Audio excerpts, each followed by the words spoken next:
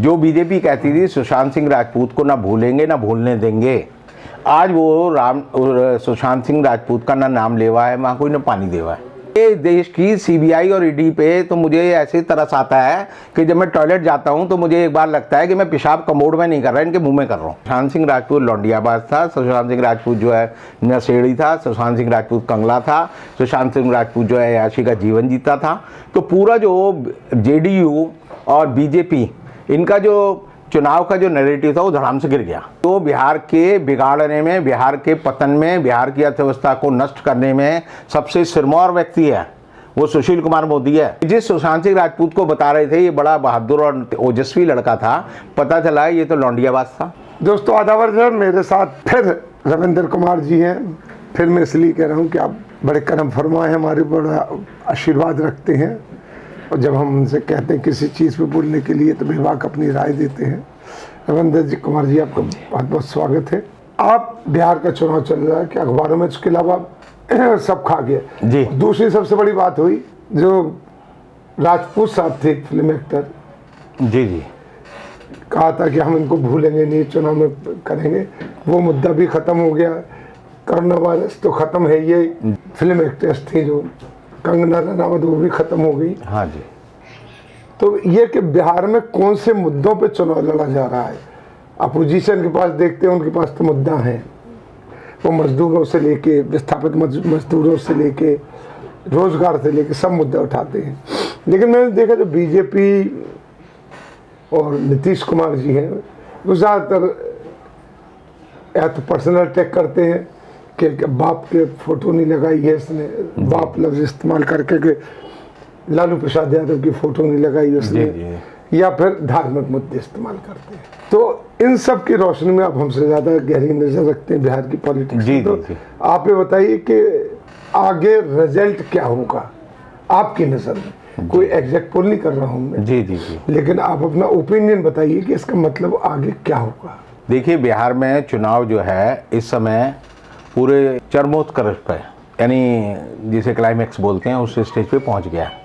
और वो इसलिए पहुंच गया है क्योंकि कल जो है पहले दौर की वोटिंग है, और पहले दौर की वोटिंग का मतलब है कि 1/3 चुनाव जो है वो लोगों को पता चल गया कहाँ जा रहा है।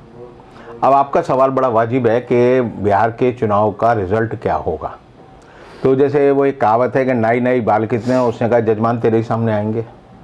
तो अब जो है दिन गिनने वाली बात है। फैसला जो है, फैसले की जो इबारत है वो साफ दीवारों पर लिखी जा चुकी है और लोग पढ़ रहे हैं कि क्या होने वाला है।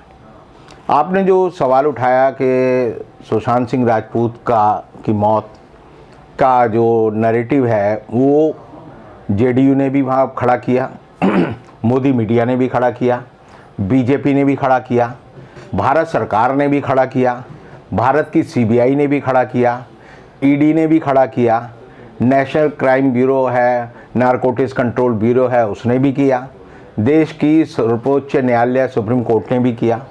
और अल्टीमेटली इस पूरे मामले में निकले ढाक के 3 पात। जो बीजेपी कहती थी सुशांत सिंह राजपूत को ना भूलेंगे ना भूलने देंगे, आज वो सुशांत सिंह राजपूत का ना नाम लेवा है, वहाँ कोई ना पानी देवा है।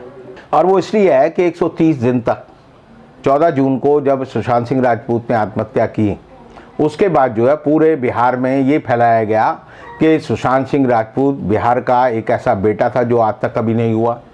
सुशांत सिंह राजपूत के खाते में 15 करोड़ रुपए थे। सुशांत सिंह राजपूत को उसकी गर्लफ्रेंड ने जान से मार दिया। सुशांत सिंह की हत्या के पीछे जो है महाराष्ट्र के मुख्यमंत्री उद्धव ठाकरे के बेटे आदित्य ठाकरे का हाथ है। और इस सब नैरेटिव में पूरे बिहार के नौजवान जो है लग गए कि सुशांत सिंह राजपूत को न्याय दिलाना है। और सुशांत सिंह राजपूत की आत्मा जो है हर युवा के अंदर घुस गई कि भाई जो है सुशांत सिंह राजपूत मेरा भाई था, उसको न्याय दिलाना है। पूरी भारत सरकार, पूरी बिहार सरकार उस काम में जुट गई। अब जो अंत में जो क्लाइमैक्स आया वो एंटी क्लाइमैक्स है कि जिस सुशांत सिंह राजपूत को बता रहे थे ये बड़ा बहादुर और ओजस्वी लड़का था, पता चला ये तो लौंडियाबाज था। 5-5 औरतों से इसके संबंध थे, उनकी पेशें बढ़ता था। दूसरा बताया कि जी बड़ा प्रतिभावान था, बाद में पता चला ये तो जो है गांजा और चरस पीने वाला चरसी और नशेड़ी आदमी था। ये बताया गया इसके खाते में 15 करोड़ रुपए थे, बाद में बदला इसकी जेब में तो 5,000 रुपए थे। तो पूरा जो नैरेटिव है बिहार के युवाओं को, पहले आपने एक आइकन दिया और उस आइकन को लार्जर देन लाइफ बना दिया और ये बता दिया कि सुशांत सिंह राजपूत मेरा जो है आदर्श है, मेरा नायक है, मेरे जीवन की धड़कन है। और बाद में जब ये पता चला कि सुशांत सिंह राजपूत लौंडियाबाज था, सुशांत सिंह राजपूत जो है नशेड़ी था, सुशांत सिंह राजपूत कंगला था, सुशांत सिंह राजपूत जो है याशी का जीवन जीता था, तो पूरा जो जेडीयू और बीजेपी इनका जो चुनाव का जो नैरेटिव था वो धड़ाम से गिर गया। और वही नहीं गिरा नैरेटिव, यही गिर गया। यानी नीतीश कुमार को लगा ये मैं कि चूतिया बने में लगा हुआ था 150 दिन, और उधर जो है बीजेपी के नेताओं को लगा हम कैसे बेवकूफ़ हैं कि हम ऐसी ऐसी बातों को लेकर चलते हैं। तो जो इस नैरेटिव में, जिस धारा में आप चलते चलते आगे बह गए, उससे अब आप लौटना चाहें तो यू टर्न नहीं ले सकते, और यू टर्न नहीं ले सकते तो मोदी जी भी हक्के बक्के खड़े हो गए। अब आप देखेंगे कि मोदी जी की रैली है, 3 रैली उन्होंने की हैं, 3 रैली में मोदी जी की आंखें जो है लोगों को देखने के लिए तरस गई। कि एक बार एक किस्सा याद आता है मुझे कि जब 1977 में चुनाव हो रहे थे तो इंदिरा गांधी की रैली में बड़ी भीड़ होती थी। तो इंदिरा गांधी जो है मेरठ के आसपास एक मीटिंग करने गई तो वहाँ भीड़ बड़ी थी। तो इंदिरा गांधी ने अपने साथ के एक आदमी से पूछा कि भीड़ को देख के तुम्हें क्या नतीजा निकला। उसने कहा मैडम आप जीत रही, भीड़ इतनी है।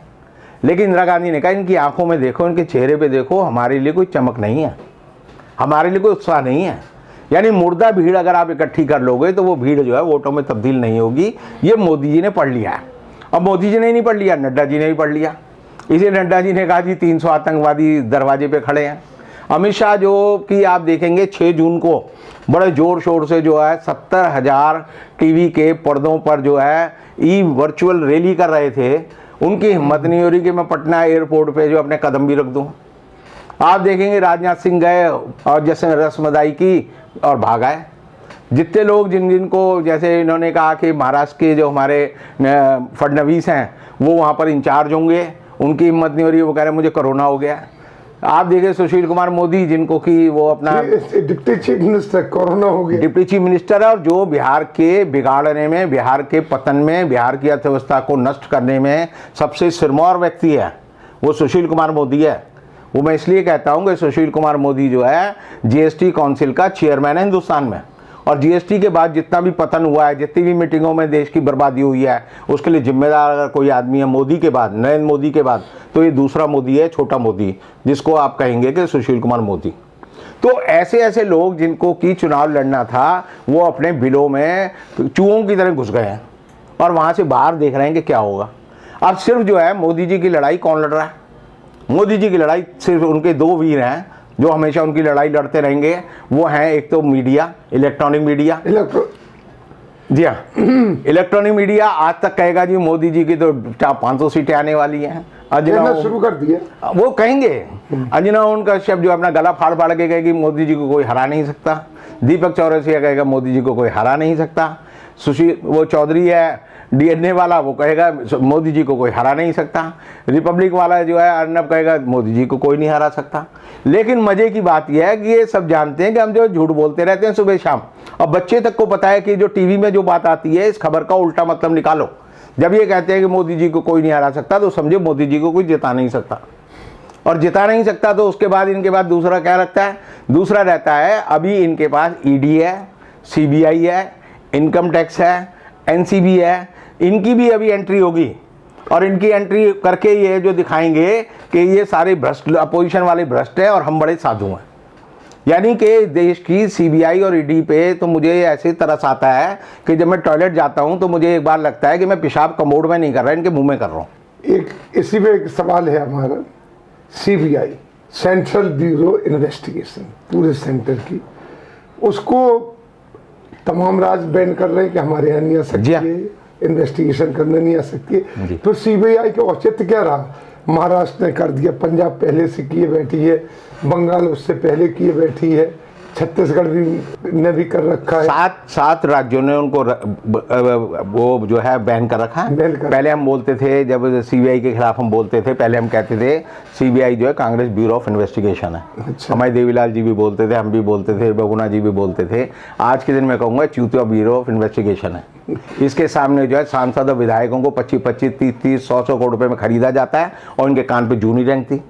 ईडी वाले उनसे भी ज़्यादा हरामी है। वो तो जो है देखते हैं कि भाई विपक्ष का आदमी है तो इस पे छापा डालेंगे, सत्तारूढ़ दल का है तो ये तो हमारा पिताजी है, कब हमारा फाइनेंस मिनिस्टर बन जाए, हमें कब इसके चरण घूमने पड़े। तो आप देखिए संस्थाओं का जितना मूल्यन बिहार की जनता भी देख रही है, बिहार का वोटर भी देख रहा है। और इसीलिए आप देखेंगे कि नीतीश कुमार की रैली होने से पहले ही लोगों ने जो है उसकी सारी कुर्सियां तोड़ दी। नीतीश कुमार की रैली में जाके कहते हैं कि तुम जो है मुर्दाबाद मुर्दाबाद मुर्दाबाद। योगी आदित्यनाथ गए, लोग उनको कहते हैं मुर्दाबाद मुर्दाबाद मुर्दाबाद। यानी कि पहली बार बिहार के लोगों ने वही जोश दिखाया है जो 77 के जोश में हमने देखा था। जो हिंदुस्तान की आज़ादी से पहले जब अंग्रेज होते थे तो उनके दलों को हिंदुस्तान की जनता कहती थी टोरी बच्चा है टोरी बच्चा है। तो वही जो है आज के दिन आरएसएस और बीजेपी की हालत हो गई है और सरकारी संस्थानों की हालत हो गई है कि लोग सब जानते हैं कि ये सारे बिके हुए लोग हैं, लेकिन बिहार जागा हुआ है और बिहार को अब सुलाना बड़ा मुश्किल है।